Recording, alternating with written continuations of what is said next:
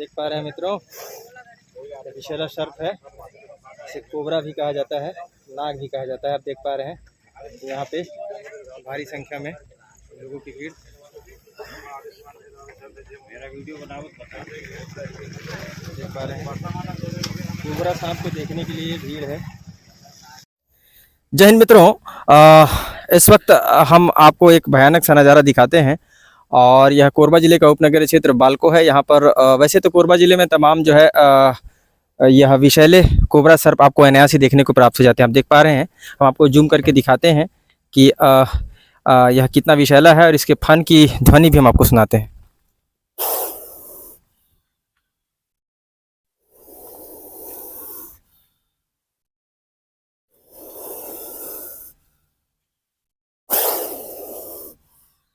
यह फन की, इसकी फुफकार की आवाज़ थी जिसका हमने आपको स्वर सुनाया अभी।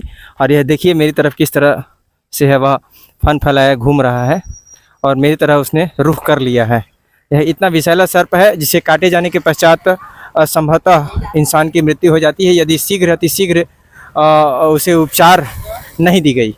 और आप देख पा रहे हैं क्षेत्र में जो है यहाँ पर इसे देखने के लिए कितनी भारी मात्रा में जो है भीड़ इकट्ठी हो गई है और इसे अपने जान जोखिम में डालकर जो है क्षेत्र के माने जाने सर्प मित्र स्नैक कैचर श्री टीनू आनंद ने पकड़ा है। और वे निरंतर सर्प को बचा के सर्प को पकड़ के इंसानों की रक्षा सर्प से और सर्प की रक्षा इंसानों से करते हैं और इससे प्रकृति में एक बैलेंस जो है वह बना रहता है। और आप देख पा रहे हैं यह हमारे ठीक पीछे हैं टीनू आनंद जी, हम आपको दिखाते हैं और उनसे कुछ चर्चा करते हैं। यह कौन सा सर्प है महोदय, और अपना परिचय दीजिए चैनल को। मैं टीनू आनंद वार्ड क्रमांक 35 से बालको की सेवा दे रहा हूँ, बालको और बालको से जुड़े गांवों की। और ये 2.25 फीट। आइए हम बैठ कर लेते हैं जिसमें नाग भी दिखे और आपसे भी हमारा चर्चा। आप यहीं आइए हमारे पास, यहाँ बैठिए।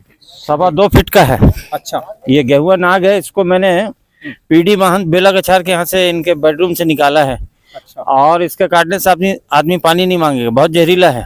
जिस तरह से इसकी सांसें फूल रही हैं, इसका बदन जो है मोटा और पतला दिखाई पड़ रहा है आपको, यह तीव्र गति से सांस ले रहा है, मतलब यह इस वक्त बहुत ही गुस्से में मालूम होता है। अभी ये बहुत ही गुस्सेल पोजीशन में है और चारों तरफ पब्लिक जो है उनको भी ये देख रहा है और इससे उसको थोड़ा क्रोध आ रहा है जी, घबराहट और क्रोध है, क्रोध आ रहा है, इसलिए फुफकार मार रहा है। जी जी जी।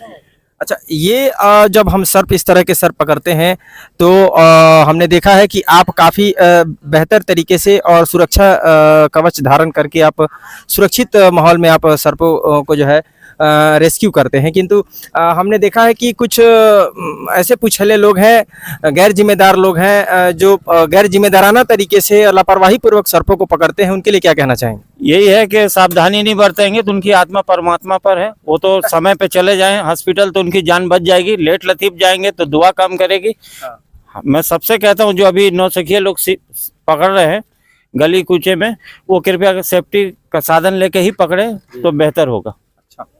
सर्प जब किसी इंसान को यदि सर्पदंश का शिकार वह हो जाता है, उस अवस्था में उसे क्या करना चाहिए?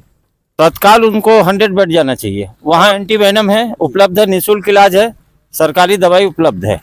तो मित्रों, आपने मेडिसिन का नाम जान लिया। हम आपको बता देते हैं कि एंटीवेनम जिस भी अस्पताल में आप जाएं, सर्वप्रथम एंटीवेनम की मांग कर लें, जानकारी ले लें कि उस अस्पताल में जिस सर्पदंश के शिकार जो पीड़ित जो मरीज को दाखिला दिया जा रहा है, उस अस्पताल में एंटीवेनम नामक जो है ड्रग मेडिसिन उपलब्ध है कि नहीं।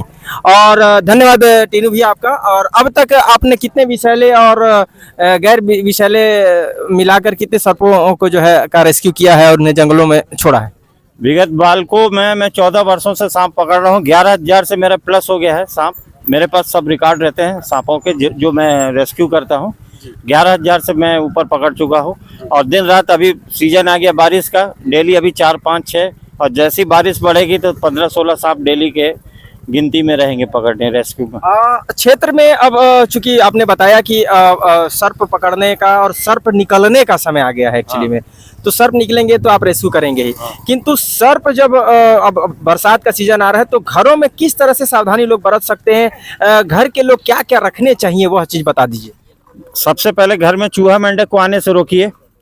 घर में चूहा मेंढक आएंगे तो इस टाइप के मेहमान बिना निमंत्रण काट दिए घर में घुस जाएंगे, कभी भी आप पर हमला कर सकते हैं। और रात्रि बेला में जमीन पे ना सोएं, पलंग में सोएं। दोस्त आ जाए, पड़ोसी आ जाए, दुश्मन आ जाए, दूर का रिश्तेदार आ जाए, सबको पलंग में सुलाना है, खुद भी पलंग में सोना है। और घर में एक फोकस वाली टॉर्च रखिए और घर में एक डीम लाइट रात में जला के रखें। बहुत बढ़िया, धन्यवाद। तो यह थी अमूल्य जानकारी। और यह विषैला सर्प जिन्हें यह आवासीय स्थानों से पकड़ते हैं, पूरी तरह से निःशुल्क होता है, अपनी सेवा देते हैं और उसके पश्चात वे समीप के जंगल उसे छोड़ देते हैं ताकि इंसानों की रक्षा इन विषैले जीवों से, और इन जीवों की रक्षा देखिए किस तरह से उन्हें जंगल में यहाँ पर छोड़ दिया गया। इन जीवों की रक्षा जो है वह इंसानों से हो सके, और इस तरह से वह सर्प जो है वह अपनी राह पकड़ चुका है और वह अपने वास्तविक घर की ओर प्रस्थान कर चुका है। इन्हीं शब्दों के साथ आप देख पा रहे हैं कितने लोगों ने विषैले सर्प को देखने की इच्छा जाहिर की और यहाँ पर भीड़ लगाकर वे खड़े रहे, उनकी रेस्क्यू को देखा। इन्हीं शब्दों के साथ कैमरा सहयोगी पुरुषोत्तम साहू के साथ मैं प्रधान संपादक मुकेश भारती, जय हिंद।